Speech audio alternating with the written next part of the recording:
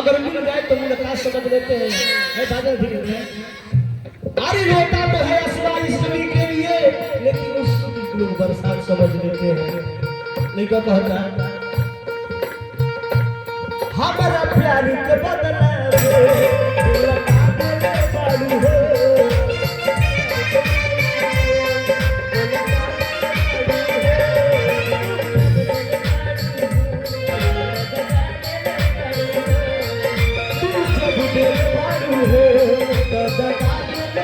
तू जब दिल बाड़ू हो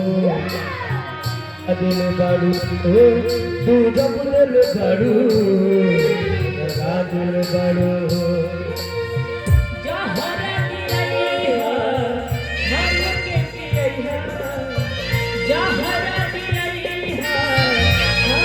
अब जा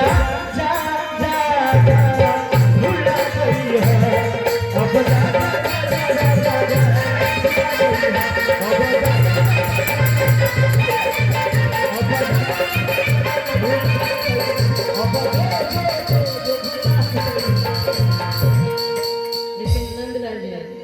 बहुत गम में चाहे कहीं भी डूब गए अच्छा बात बा लेकिन क्या हुआ कि चूड़ी अपना हमरा